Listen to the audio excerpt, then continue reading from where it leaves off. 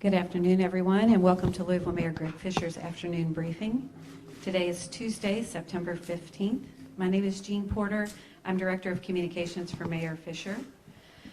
I'd like to remind everyone in the room, and if you are on our WebEx, to please mute your phones. If you're on the WebEx, please keep your camera off. I apologize to media who were unable to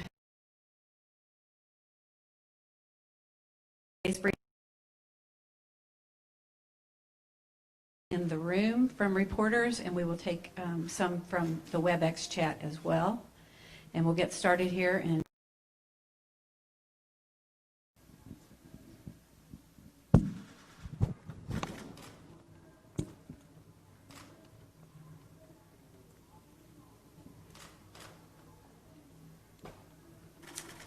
good afternoon, everybody. I'm Greg Fisher, the mayor of Louisville, Kentucky. Thank you for being here today.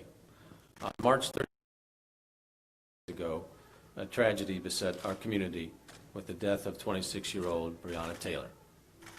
Her death has ignited a movement in Louisville and the nation for racial justice, sending thousands into our streets and cities all across the country and the world, all crying out for justice for Breonna. And while her death was a tragedy for so many, let's remember that Breonna was first a daughter, a sister, a granddaughter, a niece, a girlfriend, a friend, and a co-worker. And for those who knew her, the pain is visceral and the loss ever more devastating. Mom says Breonna was a quick study, a hard worker, and an old soul. She was the glue of the family. Breonna was loved.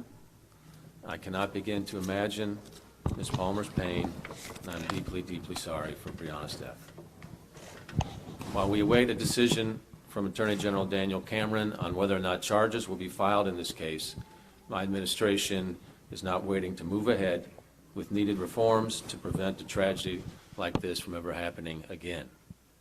That's why I'm here today with the family of Breonna Taylor to announce that Louisville Metro government has settled a civil lawsuit with her estate.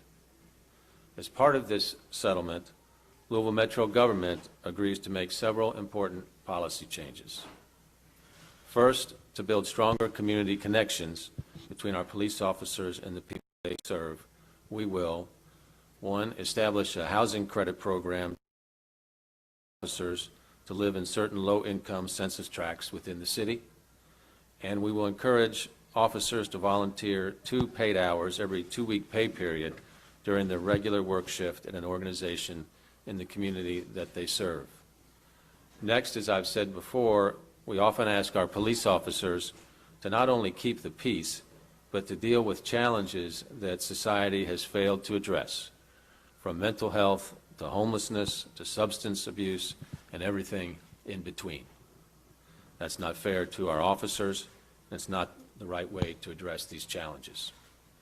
That's why we will create a program to include social workers at LMPD so they can provide support and assistance on certain police runs where their presence could be helpful. Metro Council has already initiated funds in this activity. And finally, transparency and accountability for the work that our officers do. Good officers appreciate sunlight on their work, and we will take several steps to shine that light, including the following. We will now require a commanding officer to review and approve all search warrants, affidavits in support of search warrants, and risk matrices before an officer seeks judicial approval for the warrant.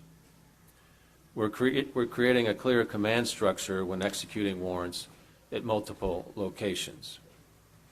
We're adding additional protocols for money seized as evidence, expanding the random drug testing of officers, and we will negotiate with the FOP in 2021 to expand on the records that can be maintained in an officer's personnel files. We have updated the process when a police officer is being investigated by a professional standards unit, LMPD, before the completion of that investigation. Going forward, his or her findings based the officer separation from LMPD if sufficient evidence exists in the record to make such a determination, or will state that sufficient evidence is significant enough. The investigation will continue gathering evidence to evaluate if additional officers were involved or other problems exist. And finally, in order to ensure monitoring of any officers who may need additional training or other support, we will implement an early warning system that tracks all use of force incidents, citizen complaints, investigations, and other key factors. As part of its ongoing top review of LMPD, Hillard Heinz will evaluate the early warning system and recommend any needed improvements. This system will also be monitored through the soon-to-be-formed Office of Inspector General. These are significant policies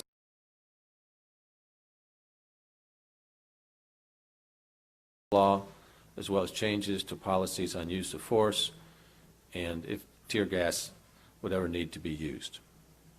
In addition to these policy changes, this settlement includes a payment to Breonna's estate of $12 million. I'm grateful for the hard work of my team and that of County Attorney Mike O'Connell and his team, and the cooperation and thoughtfulness with which the Taylor family and her attorneys work with us to get it. We're now going to hear from Lanita Baker, an attorney for Breonna's estate. Ms. Baker.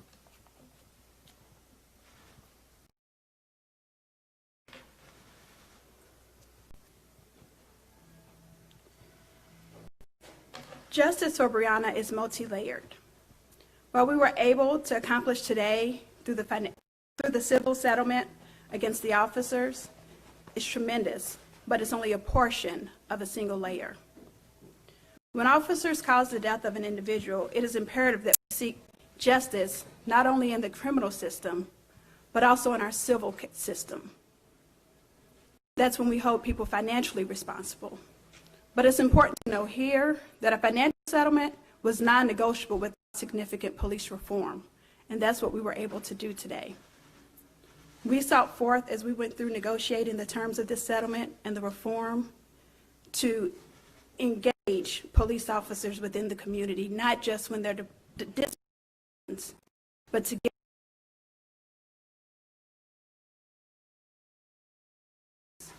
to live within their communities, to dispatch social workers when they're needed for mental health crises, to recognize at-risk behavior by officers, implementing the early warning system, and to overhaul the system by which we execute search warrants that caused the death of Breonna Taylor on March 13th.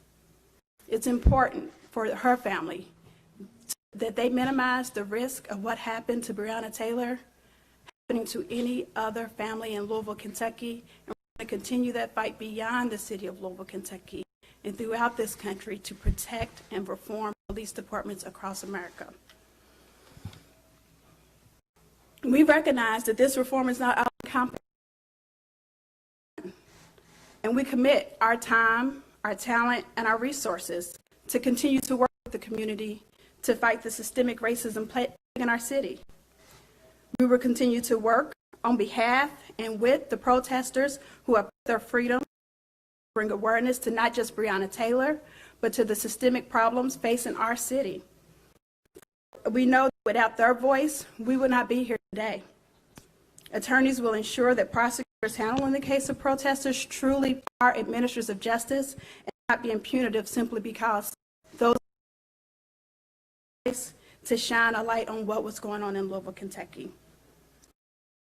To being a bridge from this community to elected leaders, to continue to push for change. We will continue to push for the mayor's office and our other elected leaders to implement support for small businesses, affordable housing, closing the education achievement gap, jobs and workforce development, and as an overhaul to the criminal justice system. That document was produced and signed by over 50 organizations in this city, and it needs to be taken seriously. We look forward to working with other grassroots organizations to ensure that we continue to hold our elected leaders accountable, but also to ensure that we continue to work with our elected leaders, because we would not get the policy changes that we need, we would not get the legal changes that we need if we don't hold our elected leaders accountable. But in that same vein, we have to be willing to work with our elected leaders. What happened here today, the reform, settlement, and again,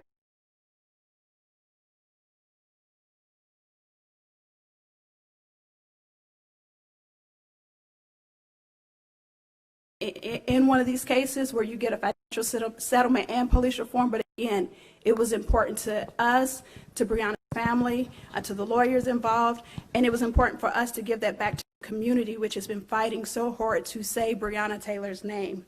Lastly, as I stated when I started, justice for Breonna Taylor is multi-layered. We are not officers responsible for Breonna's death accountable. We're going to General's office to present a fair case to the grand jury, where we know that indictment is coming from the grand jury. In addition to the Attorney General's office, we must remember that the FBI is also doing an investigation into whether there are criminal civil rights violations leading to and after Breonna Taylor's death. We're going to be looking for the federal indictment as well. But it's important that people know the city of Louisville, they're not the ones. What we did here was to do what we could do to bring a little bit of police reform, and it's just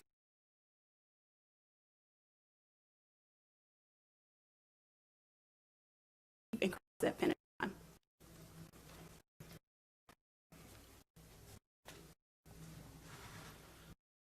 Baker, from County Attorney Mike O'Connell, whose team worked diligently and thoughtfully to get us to this important agreement. Mike.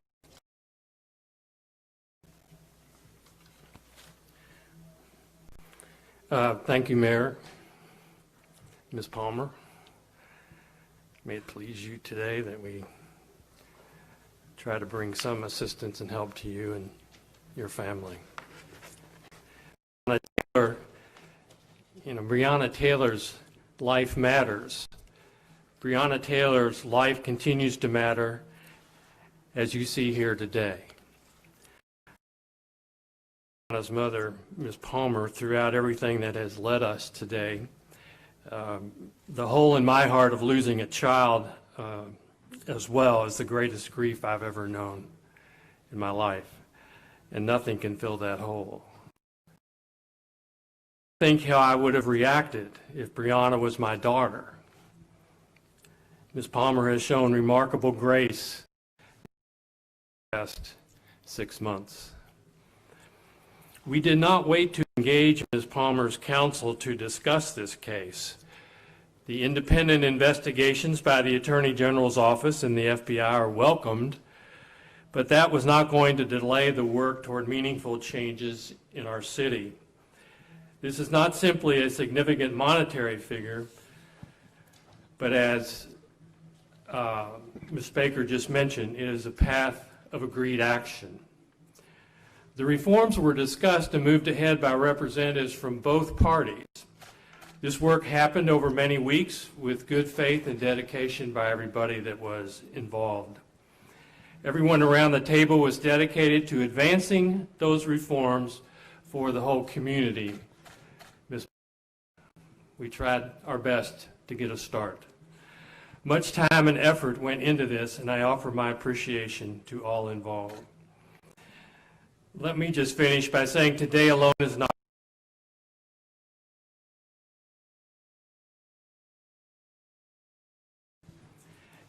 a more just Louisville is the medicine we need to heal.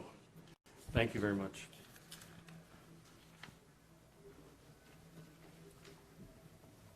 Thank you, Mike. Next, we'll hear from Ben Crump, an attorney with Breonna's estate. Ben Crump.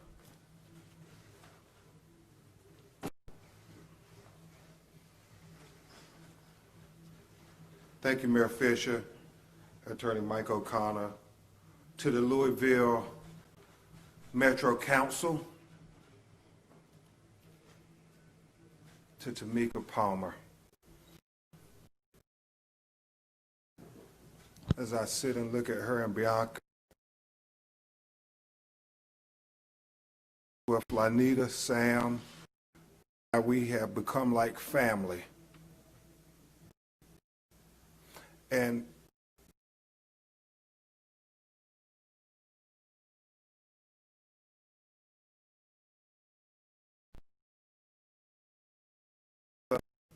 life wouldn't be swept under the rug like so many other black women in America who have been killed by police, marginalized. So I'm grateful to the of Louisville today. And it is not just a historic $12 million settlement. Understand, is the largest amount ever for a black woman, a wrongful death killed by a police in America. And Lanita, I believe it may be the largest person in a police shooting. We're still trying to verify that. And it is certainly, Tamika Mallory, one of the largest amounts ever paid out for any person in the way of settlement in a police killing in America. But the comprehensive reform that the Louisville Metro Council and Mayor Fisher put forth is equally important, because this is about setting a precedence.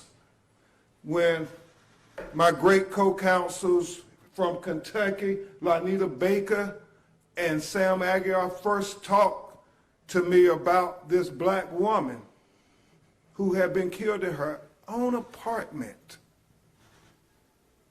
by this no-knock warrant, they were concerned that nobody cared. Nobody cared about this black woman. Nobody cared about Tamika's baby. And that's when I started calling everybody I know to say that black women's lives. I remember calling Reverend Al Sharpton saying, can I come on your show? I remember calling Ricky Smiley saying, can I get on your radio show, your national radio show? I called Tamika Mallory and my son and her team at Until Freedom. I called Senator Kamala Harris. Anybody, Breonna Taylor Life Matters. And Senator Kamala Harris was the first national elected official to go on national television and to say her name, Breonna Taylor. I called Tesla Figaro and Charlemagne and everybody to say, we cannot let her life be swept under the rug. And from all of these individuals and so many others, especially the activists who came and was on the ground here in Louisville saying that we won't let Breonna Taylor life be swept under the rug. And thank God, with what has happened today, Mayor Fisher, not just with the historic amount, but equally important with the reform that Attorney, it sets a precedence for other black women, that their lives won't be marginalized, that they will be valued. Lives like Sandra Bland, lives like Pamela Turner in Baytown, Texas, lives like 7-year-old Ayanna Stanley in Detroit, who also was killed as a result of a dangerous no-knock warrant. Because we have to speak truth to power when we get an opportunity. And these dangerous no-knock warrants are disproportionately executed against black people in America. And so I'm happy that the Metro Council also stood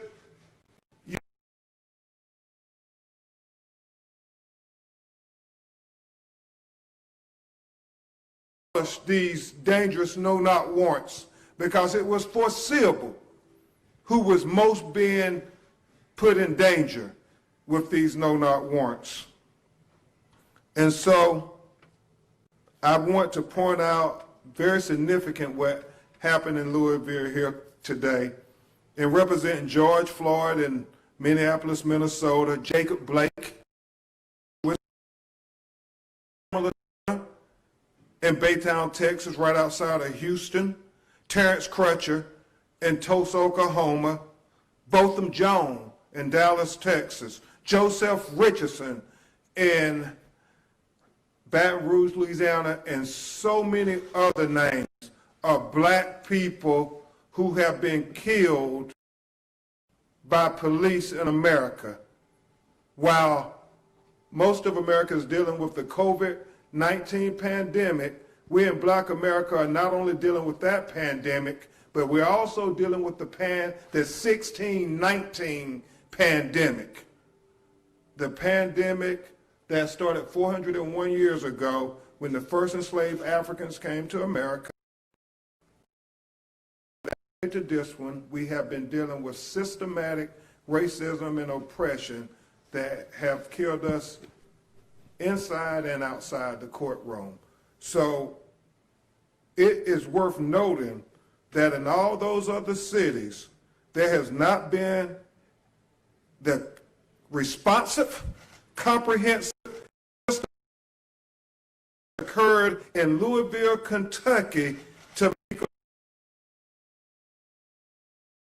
Breonna Taylor.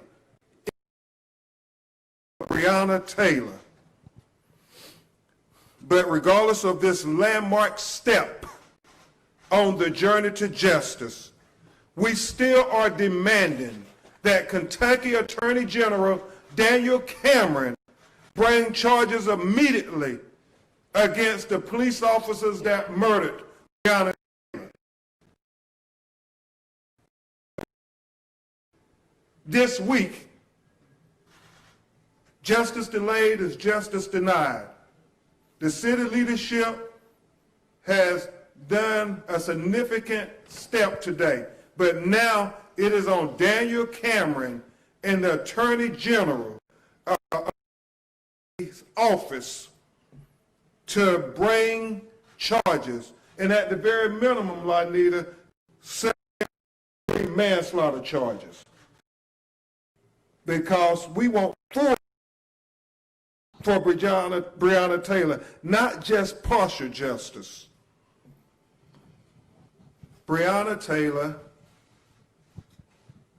is a light to help heal what's happening in America. And for all those young people, those celebrities, athletes, but most importantly, the people who are on the ground, the people who are the activists and protesters who saying enough is enough.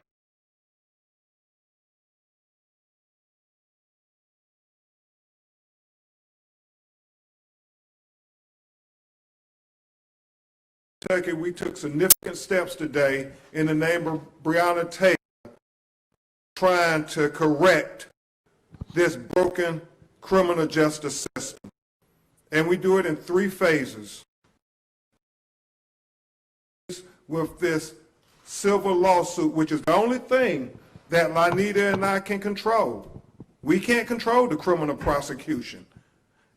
The mayor's office and the city leadership all took a significant step in making sure that the civil rights of Breonna Taylor was recognized. And now we also need our legislative partners to help transform the protest into policy. We need Breonna's law, not just in Louisville, not just in the state of Kentucky, but all throughout the United States of America, because her life matters. And lastly, we need the criminal justice system and to do its part to give the full guarantees of all citizens to a citizen, a daughter of Louisville, Kentucky, Breonna Taylor. And I would ask in completing the hearing, Mr. Mayor and City Attorney O'Connell, that all those young people who were courageous enough, so many of your own in Louisville, John Lewis's of the world who are creating good trouble here in Louisville. Mika calls me and Rev, the Black America's Attorney General, and I don't know if the Attorney General of the United States is going to employ you to do it, but I will employ you to drop nonviolent protesters who was exercising Breonna Taylor Life Matter. And these young people should not have criminal records because they were on the right side of history.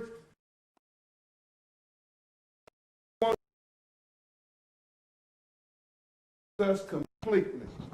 Drop those charges in Breonna Taylor's name. And let's do justice with love in our heart.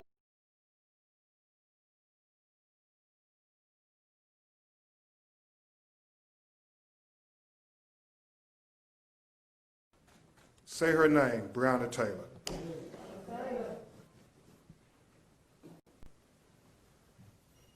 Thank you, Mr. Crump. Next, to share a few words with us.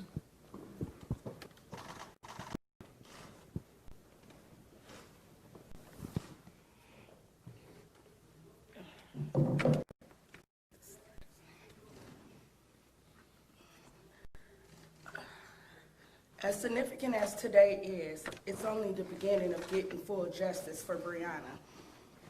We must not lose focus on what the real drive is.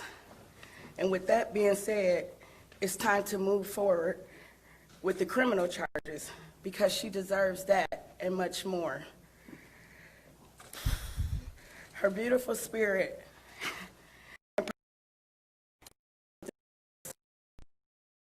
so please continue to say her name, Breonna Taylor.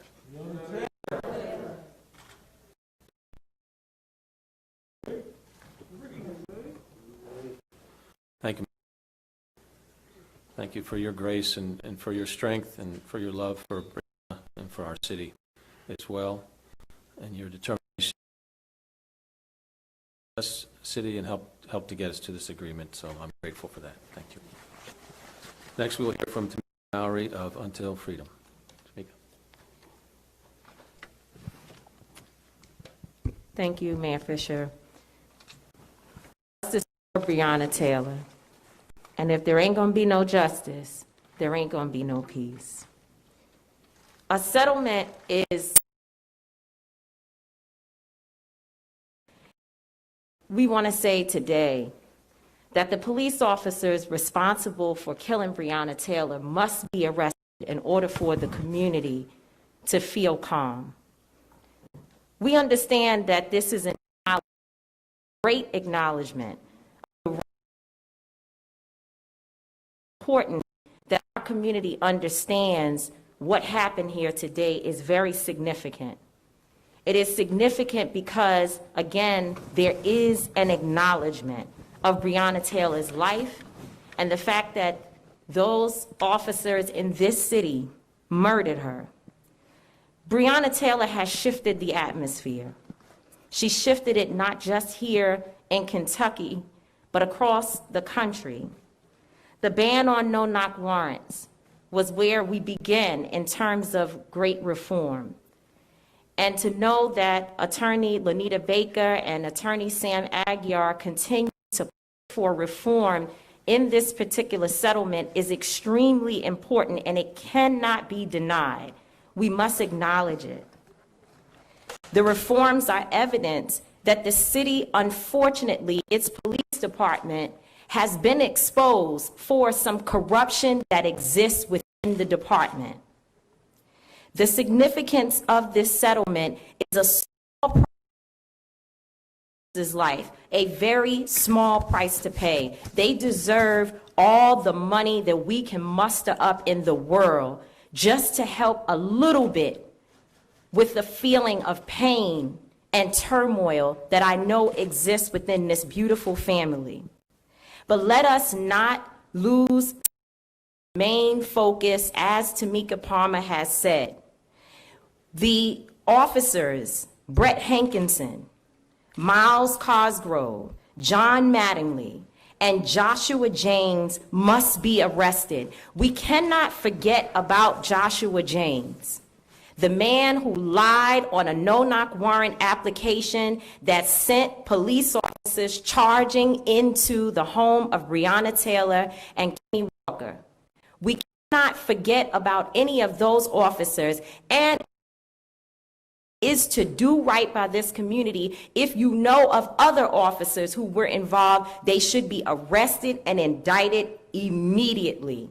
Again, the restitution portion is one part, but officers is what will make this city do right by. But all the Breonna Taylors across this city who are afraid sitting in their homes because not have an indictment happen in this city is to say that no matter how much we pay, no matter how much reform we do, we rather pay, we rather cover it than to deal with the issue. And so I have to say to you, Mayor Fisher, we want to thank you for your leadership, but we want to say that if for any reason these officers are not in, fire every single one of them on the side.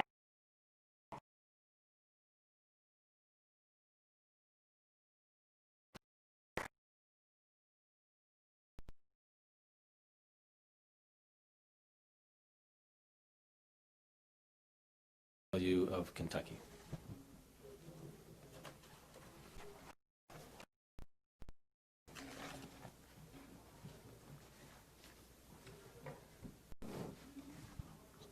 Good afternoon.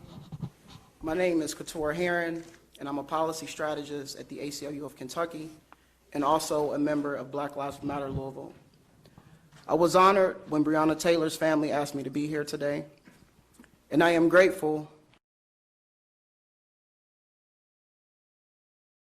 to prepare my comments for today. To Breonna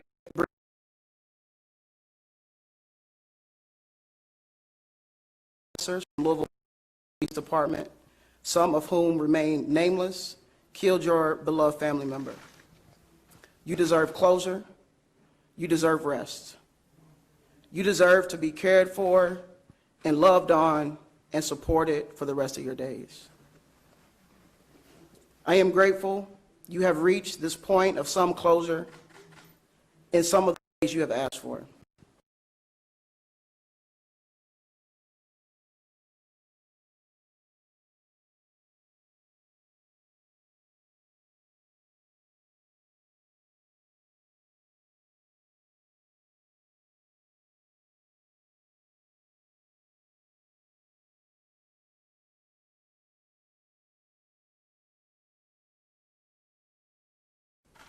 We promise you that we will keep this fight going and we will win. We know we are not only fighting against the deadly violence that is integral to policing, we are fighting for a completely different vision of being in community together. We are creating something different. We are creating a community that no longer invests our tax dollars in people who kill our neighbors. One that no longer needs to spend tax dollars on settlements that should never have been paid in the first place. No more. Instead, we are creating a community that invest our tax dollars in our basic needs as human beings, in our joy, in our wellness, in protecting each other. We are going to create a community where all people are supported by our investments and given the chance to reach their full potential, rather than redlined into disinvested, distant neighborhoods that remain out of sight and out of mind of those on the other side.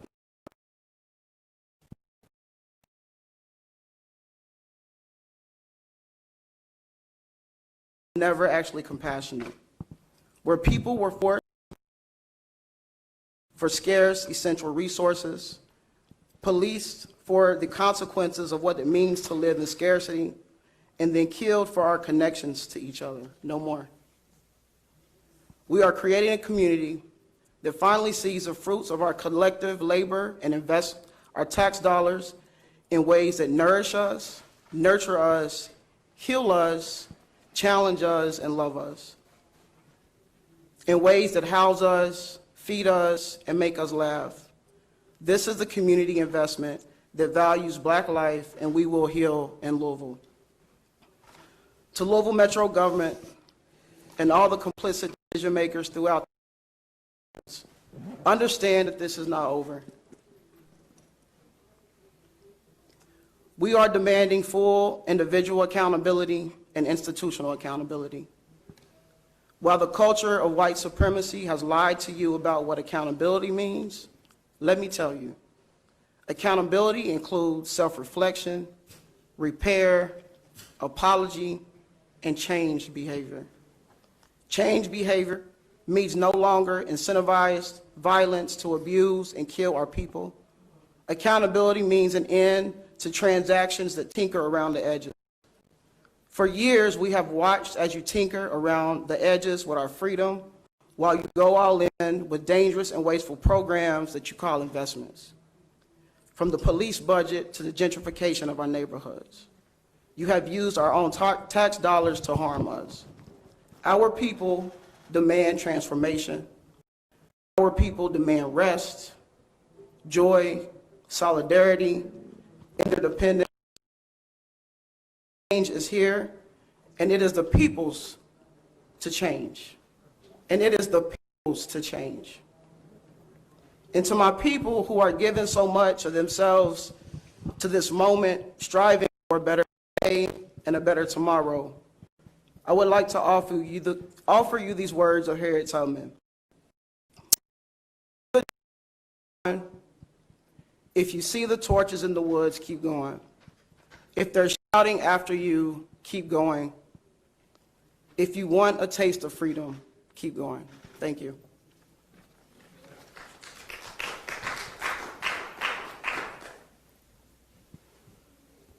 Thank you, Keturah. With that now, we'll be happy to take questions. Mayor. If we could, we have reporters, and we'd like for you to raise your hand when you're ready to ask a question. We're trying to be sure that people on the WebEx can hear your questions. We'll take a couple in the room. Then if there are any questions on the WebEx, I'll give those questions, and we'll move around as many as we can.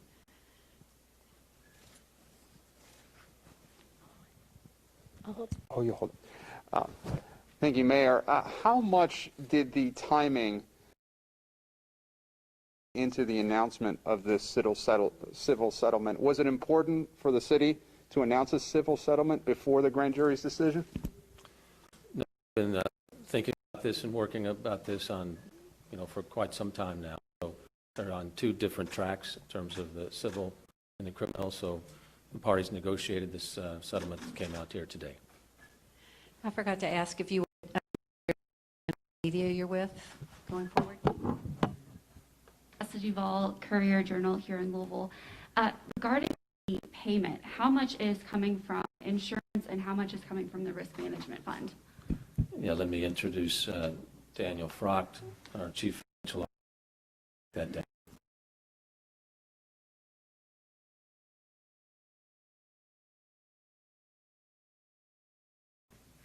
Good afternoon, Daniel Frocht, Office of Management and Budget for the city. The $12 million payment will be broken down into three fund sources. $5 million will come from Louisville Metro, $5 million will come from our self-insurance trust fund excess insurance carrier, and $2 million will come from our self-insurance trust fund that we participate in. Tonight with WHS 11 News. Question for Attorney Ben Crump and Lonita Baker does the settlement handle this legal action that you guys brought forth? The civil lawsuit named multiple officers who were involved in executing the warrant. So will you still try to sue those officers, especially if Daniel Cameron does not criminally charge the officers involved? This settlement today it wraps up the civil litigation, so there will be no additional litigation. As we've stated, our focus now is on the Attorney General's office doing the right thing and bringing forth indictments against those officers. Yes, and we think it sets a precedence for other cases involving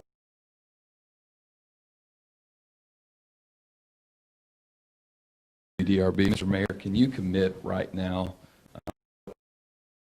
about firing the officers if there's no indictment brought? When I say justice for Breonna, I mean, what that means is the truth needs to come out in the case, and that's what the whole process is about with the Attorney General. I don't know what he's going to do and what that we were able to take action against, we did, and so now we're going to wait for the rest of the process to continue. Mayor Fisher, Amber Smith with Spectrum News here. If you could put into words what all of these different forms, both with Louisville Metro government and with LMPD, will mean for the community.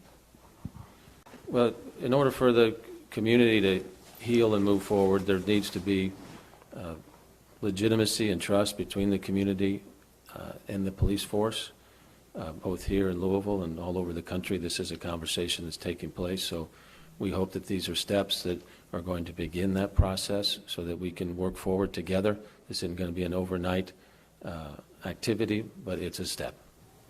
Mayor, this is a question from the WebEx. Steve Bittenbender from the Center Square asked, will it require Metro Council approval or the sign-off from FOP? What happens to this agreement if those reforms?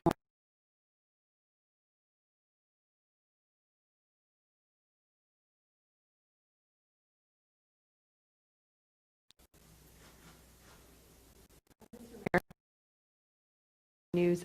Who was at the negotiating table from the FOP or from LMPD when it came to discussing these reforms? Talk about that. I'll bring up Mike O'Connell.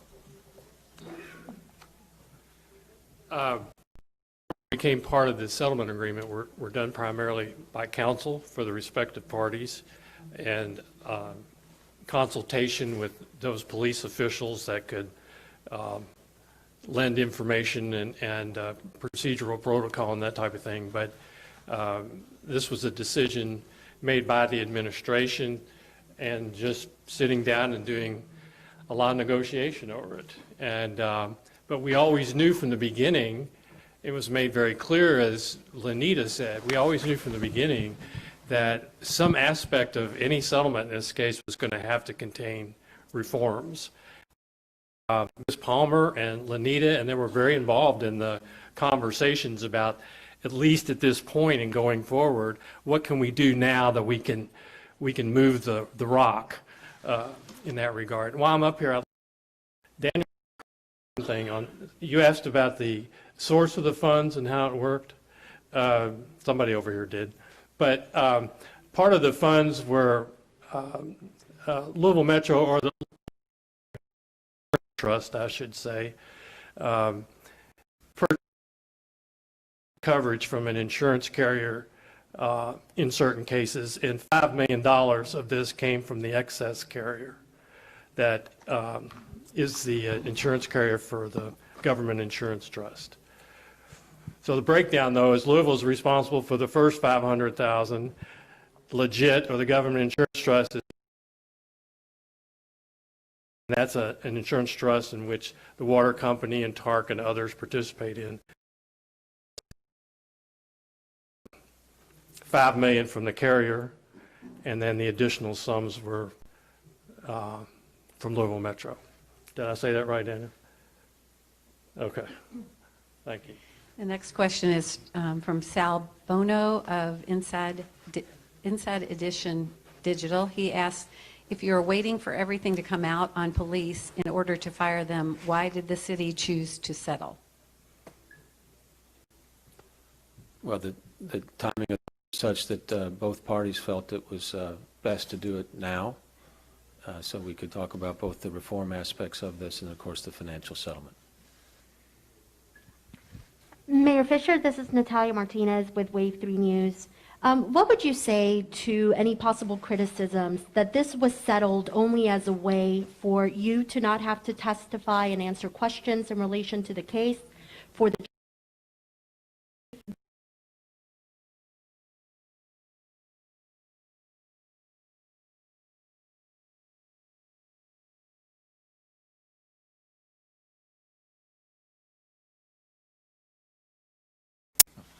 Hi, Mr. Mayor. My name is Mark Morales. I'm a reporter with CNN. I had a couple of questions. You spoke with the Attorney General regarding this case, and why haven't the other officers that were there that night been fired? Is there something that you saw in after-action reports that didn't warrant that, or is there any particular reason? We took the action based on what we saw in the PIU file as it was given over to the Attorney General and the state law.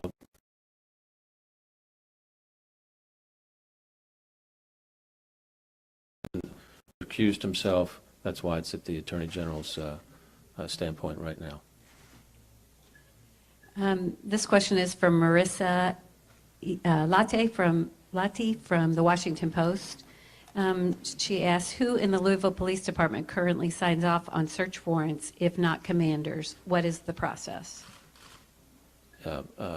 Chief Shore, Rob Schroeder is here. Rob Schroeder is here. If he could take that, please. Police Chief Rob Schroeder. Good afternoon. Currently in our process, a search warrant is applied for by the officer.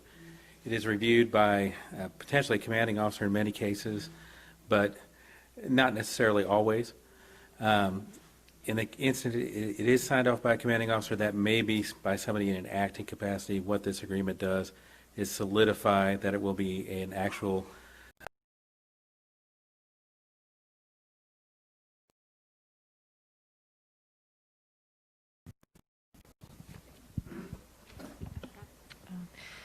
Mayor Fisher, my name is Rukmini Kalimaki.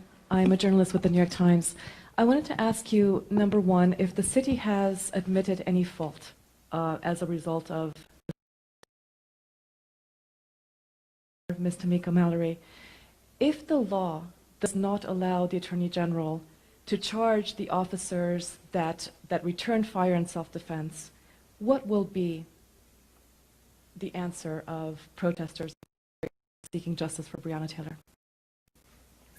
Yeah, no, this agreement or settlement agreement does not say that there was any wrongdoing done. In this case, it's just an acknowledgement of the need for reform and the need for a settlement to take place. Next question is from Jonathan Allen from Reuters. I wouldn't in any way, as the leader of Until Freedom, one of the 4 leaders of Until Freedom, speak for all of the protesters who are here locally in Louisville. We will be led by the actions of the family, the actions of the local organizers. But I will say that we will make sure that our voices continue to be heard. And if it is a legal situation that they come out with as a reason for non-indictments, then we need to work with Katora and the ACLU and others to fight on that end as well. Thank you. Jonathan Allen from Reuters asks, how will you monitor and measure progress on the reforms announced today? Will there be regular public reporting of how many officers use housing credits, how many warrants are issued, and if so, how frequently? Yeah, all that, obviously, we're in the process of getting started to make sure that people know that we're accountable for the promises that we've made, and we can issue a report on that in terms of what that looks like from an accountability standpoint. Mr. Mayor, this is Graham Ambrose with WFPL. The city is anxiously awaiting the decision from Attorney General Cameron In other cities across the country, we've seen federal forces get called in to quell unrest or just whenever there are protests in some cases. Do you know of any plans for federal forces to come in when the decision's released or otherwise? Nothing specific in terms of the general request for some federal protective services for the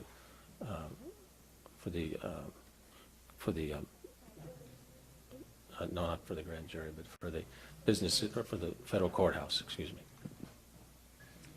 Tessa from the Courier-Journal again. This is for Lanita Baker and Ben Crump. We've heard about a lot of the reforms that you are getting, but is there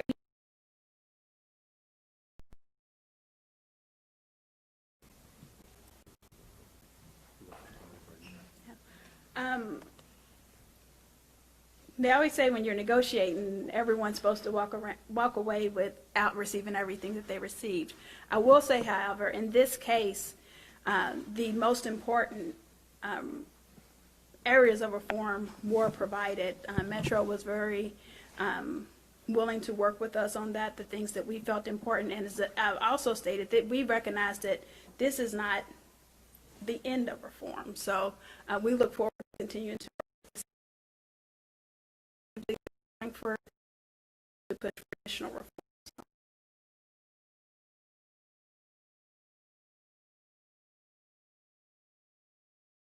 Lanita and Sam was what was most important to Tamika Palmer. What reform would look like to try to prevent the next Breonna Taylor from happening. And I think to that end, the city has measurable, systematic reform that could be a model for other citizens and other cities to protect their citizens. And so I think in the name of Breonna Taylor, this is landmark in its scope. And I believe just like Trayvon Martin and Michael Brown helped bring greater attention in America to Black Lives Matter, I believe Breonna Taylor's name is going to bring greater attention in America to Black women lives matter too. Okay, we're going to just a couple more from here. Dalton Godby, WDRB. Mr. Mayor, why does the settlement not address the body cam failure in the Breonna Taylor case? And then also a question for Mr. O'Connell. Do you have any plans to drop against nonviolent protesters? Right, so Breonna's law has passed already here locally. I suspended the use of no-knock, and then the council took it up and eliminated them, and so that eliminates no-knock warrants and requires the use of body cameras on anyone that is executing a search warrant, so that's already in place. I can tell you we've taken steps in my office to already look at every case and place them in what I would call a file of the least offensive sort of charges to the middle, and then obviously the most serious. There are a lot of serious offenses that were committed that we have to address, not the same way we would on this end. So to answer your question, I'm going to look at them very carefully. We're going to make a decision, but I think we're action. Tonight with WHS 11, Mayor Greg Fisher, is this settlement a reflection that the officers acted wrong? And another question, is there a reason why you added increased drug and alcohol testing of officers involved in shootings? Why was that added specifically? On the second question, that's just a good practice for any organization to make sure that everyone is operating their responsibilities in a straight manner. On the first note, this is just an agreement that between the parties without saying anybody did anything wrong. It's just coming together with these reforms and then a financial settlement. From the Kentucky Center for Investigative Journalism, you mentioned reform, and if not, can you address why it's part of this settlement? I think Michael Lanita, I'll go first. And, It's not an issue. It's not an issue specifically within this case, but you know, there's allegations out there, and this piece of reform is to protect the community as well as officers with any allegations as it relates to currency seizure. So now it's as they come into contact with money. Also, both officers must have their body cameras on until they turn to the property room. So it's not that it was an issue in this case, it's just with some of the things that were coming up. Okay, if any media have any other questions, you can direct them to my email, jean.porter@louisvilleky.gov, and we'll get those routed as need be. All right, thank you, everybody, for attending today, and we hope this announcement is one step in moving our city and our country forward. Thanks, everybody. Every